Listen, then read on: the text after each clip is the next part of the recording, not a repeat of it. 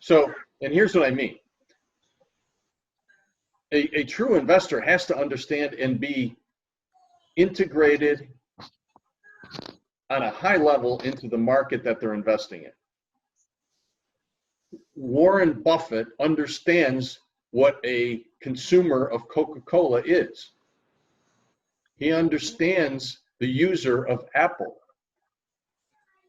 because that's why he bought the business. He understands the business in a specific timing. No, and he didn't buying care. assets in specific times. If you listen to him, they'll overpay because they're buying the long term. They're not buying to buy the deal. They're not buying on value. They're buying on the future. So here's what I'm talking about. This whole COVID-19 has made Northeast Ohio real estate even more valuable to smart international investors. Why? Because the heightened interest in the medical community, and we've got 3 major medical facilities right here in Northeast Ohio. If you're a smart investor, I don't care how much I'm paying, because that's stability of jobs, that's interest for people. People want to live closer to medical. This is going to be, you've got to think about mental thought processes.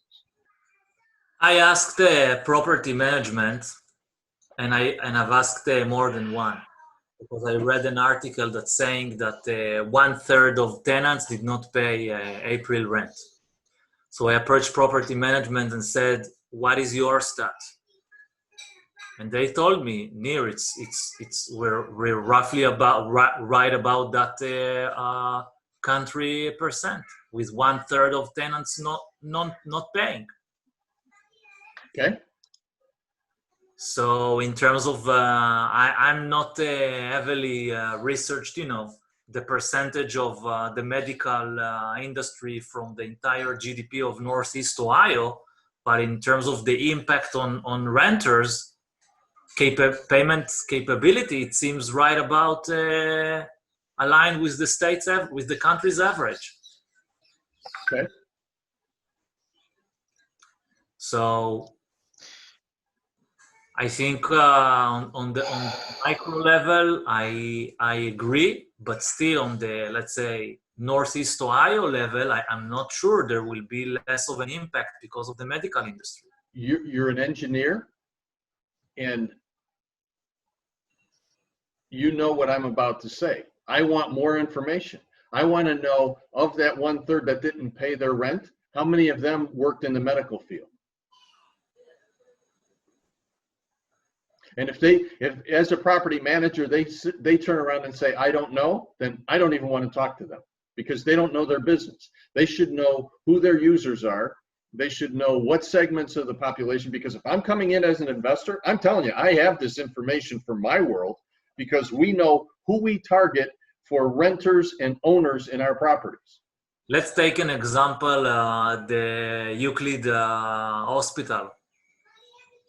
Okay, that is right about like, I think 10 minutes drive from Cleveland downtown to the east side, on the western side of Euclid, near the lake. And I know as a fact, because I'm working in the area for many years, that in the surrounding of the East Memorial Park, you can find tenants like the nurse in the hospital. Or not the doctors mostly, but even, I'm not embarrassed to say, the janitors and clerks stuff, they live there. I know it. I know it because I'm working there for many years. And because I'm not all the property management, but I'm seeing more than 100 deals that I've done for my customers. So I'm seeing in these areas too, because you buy a property in this location because I know what's happening in this community, but it doesn't mean 100% of the people in this block are working in the hospital. So understanding, the economy in the area as a whole. Okay, they work in the downtown. There is all of the facilities in the industrial area on the other side of the road, etc., etc. So eventually, eventually, I don't know, maybe you're right, and I need to see in the blocks what is the percentage of people paying in the block. But I see for a fact for properties in this area that owners that I helped, they have the properties and tenants do not pay rent because obviously not everyone there are from the medical field. You cannot 100% deterministically say I'm buying here a property and this would be the tenant. It's a matter of. I disagree. Okay. I completely disagree because I buy properties based on the user and not on the value of the property. I want to serve a user. I don't care about the value of the property. See, that's what screws up our business. They go out looking for the deal and then they figure out, well, this is what, no. I want to know what that person wants and I'm going to go fill it.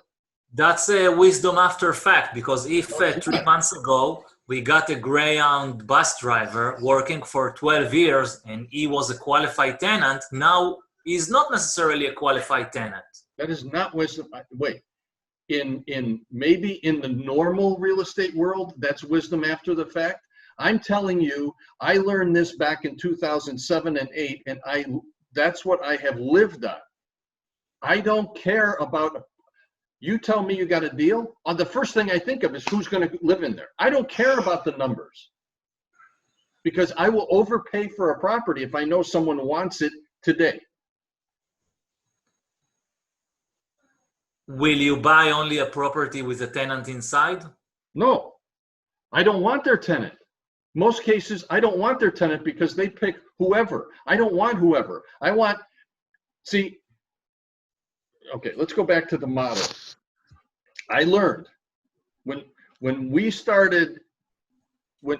I started the probate rehab business world, the very first property we did, and this was in 2008, because I took a year off.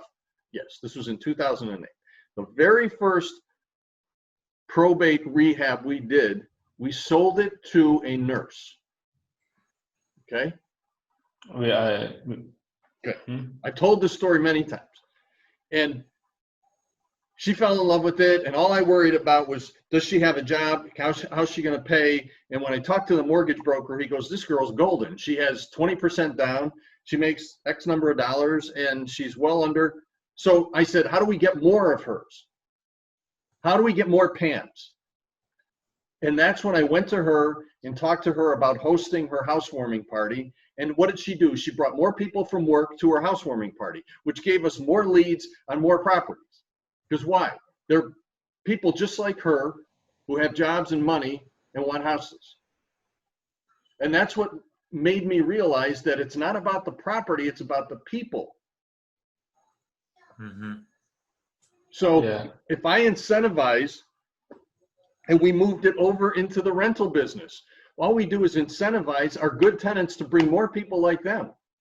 Mm-hmm. I'd rather pay my tenants a commission than pay some stupid property manager who's just going to find the next person that's got a job and meets all the criteria. Well, I don't want that criteria. I want people who are in that same business. And it was always based on the medical. Yeah, that makes sense. Now you can get hurt by that. Makes total sense. Yeah, but you can get hurt by that. Let's just say, because I know people who have catered to the airline industry. They're called, what are they called? Crash pads. So it's a house or an apartment where multiple flight attendants share it because the hub is here, but they come in from other places and they all crash in one place and they share the rent. Well, that could be bad today because airline industry is hurt. You could focus on the casino business and casino employees. That would be devastating right now. So you've got to be careful of the niche and look at Airbnb. Airbnb is getting killed right now. Killed. But 3 months ago, it was a great business. I looked at it and said it was ridiculous. I would never do an Airbnb. profit margins were there, and Cleveland was a great market for Airbnbs. It was one of the top 10 in the US, but I thought it was ridiculous. That's just my opinion, because I could not create sustainability in that business. So it's a shift in mindset, because everyone in the real estate business, I'm just saying everyone is the